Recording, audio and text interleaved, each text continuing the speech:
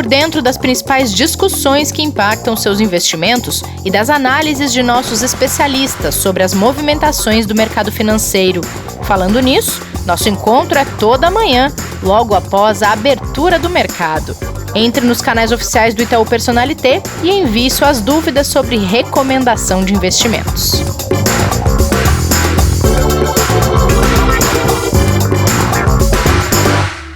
Terça-feira, semana começando hoje para os mercados aqui no Brasil.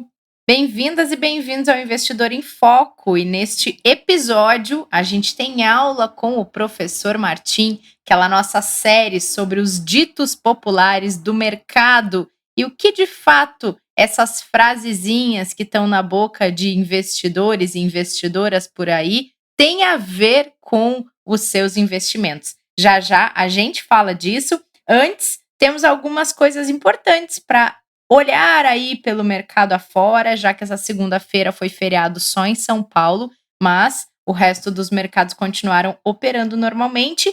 Kleber, como está? Como foi seu feriado? Muito bom, Rê. Bom dia, boa tarde, boa noite para quem já estiver ouvindo aí depois do dia de trabalho, né? E foi ótimo o feriado, sempre bom, né, Rê? A gente conseguir descansar um pouco, desligar um pouco a mente, pelo menos para quem estava aqui na capital de São Paulo. E para quem opera com o mercado também, né? Independente de onde está, conseguiu também ter um feriado aí, porque a gente ficou fechado aqui, agora lá fora foi bem agitado. É verdade. E a semana começa agitada lá fora, né, Kleber? Nos Estados Unidos, o centro das atenções tem sido a discussão sobre a capacidade do governo Biden de aprovar aquele pacote que a gente vem falando desde o final de 2020, de quase 2 trilhões de dólares como estímulo à economia nessa segunda onda de coronavírus, né? É isso aí, exatamente esse ponto, junto com a questão da própria pandemia e vacinações, né, que são muito importantes também, mas falando primeiro desse que tem sido o pilar central dos últimos dias, é a dúvida do quanto vão conseguir passar no Congresso, né? E aí o próprio presidente Biden já se colocou ali disposto a negociar, disposto a discutir, conversar, seja para fazer mudanças em relação à parte de transferência de renda, em olhar para, de repente, talvez sim um pacote um pouco menor, mas entendendo que o quanto antes ele for aprovado, mesmo que com algumas diferenças, mas não com uma diluição tão grande, ele precisa passar para que a economia retome a velocidade da atividade que ela precise para o país não parar, né? Então, como o mercado ele precificou de forma muito positiva esse pacote, né, na semana passada, né, e até os dias que antecederam ali a posse do presidente, agora o mercado olha e fala, bom, tudo bem, agora a gente precisa que isso se confirme, né? Então as dúvidas é que a gente tenha uma diluição muito forte, ou seja, uma redução muito grande desse valor, como já aconteceram em pacotes passados. Vamos ver, o Biden tem se colocado muito tranquilo ao ponto de discutir, né, ao ponto de abrir para conversar e fazer as mudanças que forem possíveis serem feitas para reduzir o valor, mas dentro daquilo que continue ajudando a parte econômica. Aí do lado da pandemia é a questão de mais a velocidade da vacinação, que está um pouco abaixo daquilo que era esperado, né, pelo governo, né, e mesmo pelo mercado como um todo, mas pelo menos os números começam a dar sinais de melhora, apesar de ainda muito altos nos Estados Unidos também. Falando em Biden, a CNN tem retransmitido aqui no Brasil um documentário sobre a história política dele. É bem interessante para quem não conhece muito bem o histórico dele. Que legal, dele. Eu não vi. É bem legal, é bem interessante. Eu assisti algumas partes dele, assim, em dias separados. Gostei muito, fala muito sobre outras experiências políticas que ele teve, como a vice-presidência do Obama, também foi senador, a opinião de outros políticos a respeito dele, o fato dele já ter ido concorrer com uma idade já um pouco avançada, aos 76 anos, depois de ter dito que ele não ia mais concorrer a nenhum cargo público, né? Então conta um pouco, ele perdeu um filho muito jovem, e ele tem uma trajetória de muita renúncia, de muita resiliência. É bem interessante para conhecer um pouco mais dele, já que Oi, professor. Não, só uns... Olá, tudo bem? Como tudo vocês bom? estão, em primeiro lugar? Tudo bom. Não, de fato é interessante, porque a carreira política dele é longuíssima, né? Foi um dos senadores mais jovens e agora é o presidente mais já, velho. Né, professor? Né? Eles mostram fotos até dele super jovem, já na política, né? Exato. Tem essa questão toda dos problemas familiares dele. Tem também outra questão, lá, muita gente cita aqui, que é o segundo presidente católico dos Estados Unidos. Então, o primeiro foi o John Kennedy, né? Que acabou sendo assassinado. Exatamente. Né? Então, tem diversas coisas interessantes sobre toda a vida pessoal dele e toda a carreira política dele também. E tem uma outra coisa bem interessante que o documentário mostra, que é o trânsito que ele sempre teve em diversas lutas sociais, não interessa qual.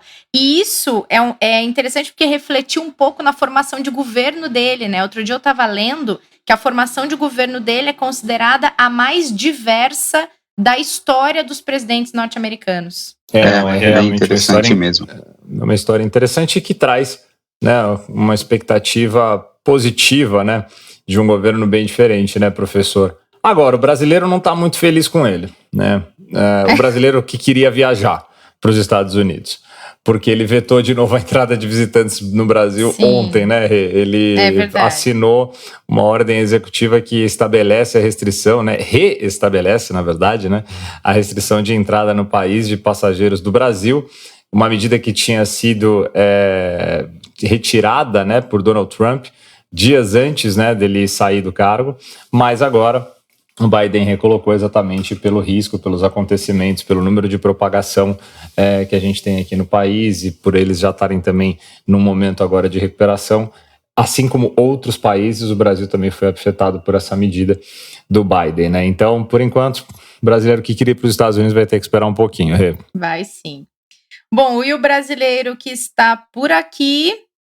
A gente falou semana passada sobre a reunião do Copom, que manteve a taxa de juros em 2%, e hoje saiu a ata desta reunião. Alguma novidade nesse comunicado oficial? Novidade, a gente pode dizer que diretamente não. Agora, o tom e a forma mais dura de apresentar possíveis medidas, sim.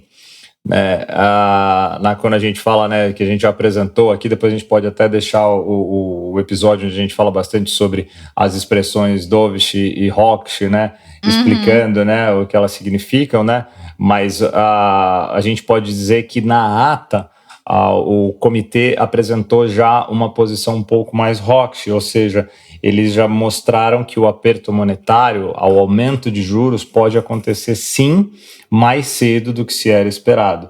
Isso porque o risco fiscal ele vem se apresentando de forma a realmente justificar essa elevação de juros. Então, alguns analistas já começam a colocar realmente como uma probabilidade maior de que a gente tenha esse aumento já na próxima reunião no mês de março. Então, esse tom que veio sendo apresentado na ata foi mais duro do que tinha sido no comunicado que saiu com a decisão da semana passada. Algo um pouco diferente das últimas decisões do Copom. Todas as atas têm sido muito, ou praticamente a mesma coisa do que o comunicado no dia da decisão. E dessa vez foi diferente. Então a gente vê aí uma possibilidade realmente do Banco Central e do Copom começarem a fazer essa alta de juros, mas eles reforçam que isso vai depender, obviamente, da atividade econômica, né, dos dados econômicos, da inflação, da pressão inflacionária, de como ela vai se comportar. E logo em seguida saiu o IPCA 15 de janeiro já para mostrar que ela continua alta, que ela continua pressionada, né? O IPCA 15 veio de 0,78 agora no mês de janeiro, é a maior desde 2016 por mês, então reforçando essa análise do Banco Central, ou seja, a gente pode sim começar a ter aumento de juros, ainda em magnitudes pequenas, mas já na próxima reunião. Perfeito, vamos acompanhar então. E antes da nossa aula, rapidinho, Kleber, tem um clima de tensão na União Europeia que tem cobrado de alguns fabricantes de vacinas mais detalhes sobre a capacidade de produção e também de fornecimento de doses aos países europeus. Essa discussão vai longe, hein? A gente viu ali uma discussão muito forte por causa até de uma pressão, na verdade, né, da União Europeia né? Porque eles estavam colocando ali que a entrega tinha que ser feita na sua totalidade, que principalmente a companhia AstraZeneca não estava fazendo essa entrega como deveria. Isso gerou realmente uma preocupação muito grande. Ontem isso pesou nos mercados também, porque viu que esse atraso pode acontecer. A companhia já se manifestou dizendo que está dentro daquilo que era o programado. E um outro ponto que surgiu também foi a discussão, que daí é um pouco mais grave, né, ou talvez até, na verdade, bem mais grave, a gente pode dizer. A gente sempre toma todos esses cuidados para falar, né, porque a gente está falando sobre medicina, a gente está falando sobre saúde, que está muito longe ou 100% distante das nossas especialidades aqui, né?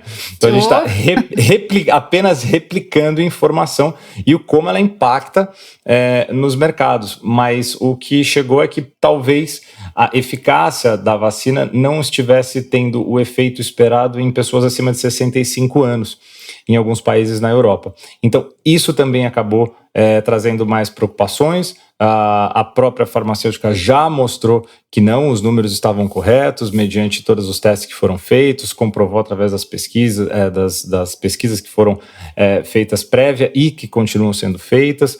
Então, assim, só que isso gera uma preocupação e uma tensão, né?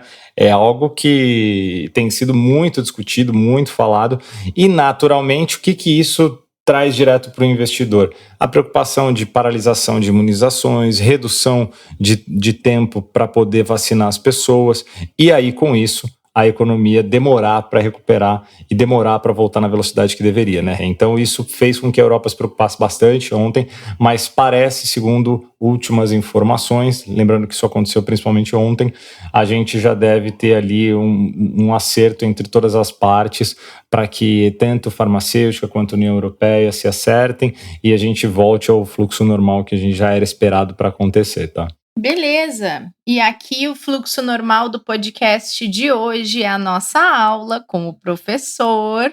Volte aqui, professor. Tô aqui, tudo bem? Como é que vocês estão? Tudo bem. Tava no mudo aqui para variar. Essa é uma das frases mais típicas também. Nossa. Que a gente tem ouvido por aqui no Quem nunca, pandemia, né? Exato. Bom, hoje a gente tem mais um capítulo da nossa série sobre ditos populares do mercado financeiro e o nosso dito é o seguinte: não colocar todos os ovos na mesma cesta. Professor, o que tem e o que não tem de verdade nesta frase, além dela remeter à Páscoa? Que é a primeira coisa que eu consigo pensar quando eu penso em ovos na mesma cesta. Nossa, que beleza. Sabe que eu gosto um tanto de chocolates, né? Mas, eu também. Mas isso não se trata de chocolate, pelo jeito. Não se trata de chocolates. Eu já penso, professor, na época da minha avó que morava em sítio, né? Que ia buscar os ovos da galinha. Não, também, na minha mente remete muito mais uma cesta de ovos sendo trazidos diretamente das galinhas para alguém consumir, mas enfim, quer dizer, acho que a ideia de pensar num chocolate eu gostei também, tá? Deixa eu te contar, primeiro essa frase aqui, ela aparece em alguns lugares e alguns citam como sendo de Sancho Panza. Eu procurei aqui numa versão da Real Academia da Língua Espanhola, exatamente, essa frase ela não aparece exatamente assim, aparece um pouco diferente, mas em algumas traduções mais recentes, inclusive em versões em inglês, ela aparece, tá? Essa frase é muito popular, muito citada, né? Acho que dentre investimentos é uma das frases que mais citadas. É interessante que ela remete à redução dos riscos que a diversificação traz. Ela explica algo, ela é importante, mas ela não captura tudo que é a diversificação. Ela captura de fato essa questão de ter um risco menor, de que se não coloca todos os ovos na mesma cesta, porque se ela cair você tem uma perda total, é verdade. Então se você tiver duas cestas, né, ou investir em duas coisas, só um segundinho, Kleber, ou em duas coisas, não, você de fato você não tem a perda total, mas isso não captura uma outra coisa também, que é tanto essa questão de que é possível assumir riscos numa carteira diversificada, é possível sim, e em paralelo a essa questão de que é possível assumir riscos numa carteira diversificada, também tem a questão de que essa frase não captura a lógica mais importante de todos, que é a eficiência do portfólio em termos de risco-retorno. Desculpa até a ansiedade, porque realmente me chamou muito a atenção. para tentar entender essa questão de o que é ali o risco numa carteira diversificada. Não, legal. Eu acho que esse é o grande ponto. A gente pode ter níveis diferentes de riscos em carteiras diversificadas, esse que é o ponto. Uma boa carteira, uma carteira, melhor dizendo, bem diversificada, não quer dizer uma carteira isenta de risco, não é uma carteira hedgeada, como a gente poderia dizer no mercado, ou seja, totalmente protegida. A gente tem níveis de risco diferentes, então temos carteira diversificada para o conservador, que até no nosso caso não tem renda variável, mas tem outros tipos de risco, carteira diversificada para o moderado, para o arrojado, para o agressivo. A carteira, por exemplo, diversificada do agressivo tem um nível de risco bastante elevado, mas não deixa de ser bem diversificada. Tem exposição a diversas classes com níveis de risco elevado em boas e grandes proporções, só que é montada de uma forma bastante eficiente, né? De alguma forma que existe algum tipo de proteção, né, no conjunto, né? Uma lógica de que você tem ativos de risco com rentabilidades esperadas elevadas, mas com uma forma de reagir aos mercados que é diferente. Ou seja, eles reagem de forma diferente aos acontecimentos econômicos, então tem trajetórias de valorização diferente ao longo do tempo, e essas trajetórias se compensam parcialmente. Então você tem, ao mesmo tempo em que tem rentabilidades esperadas boas, você tem riscos de oscilação no caminho que são reduzidas se a carteira for bem diversificada, se ela estiver composta por ativos com baixas correlações, que são aqueles ativos que reagem de forma diferente aos acontecimentos de mercado, tá? E o segundo ponto, se quiser já comento aqui, é que isso melhora a eficiência de um portfólio, né? Que já é basicamente a consequência direta, não é a mesma coisa, mas é a consequência direta, ou seja, isso nos leva a um portfólio eficiente, bem diversificado, né? Com uma boa relação de risco-retorno. Essa eficiência, então, está diretamente ligada a esse equilíbrio, professor. Perfeito.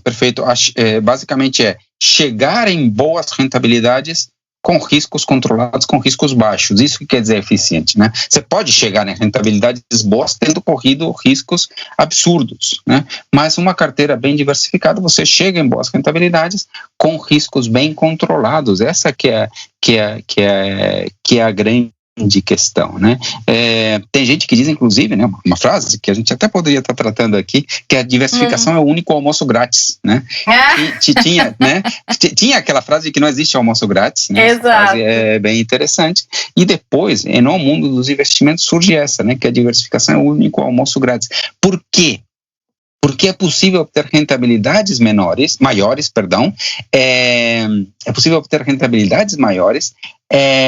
sem necessariamente assumir mais riscos.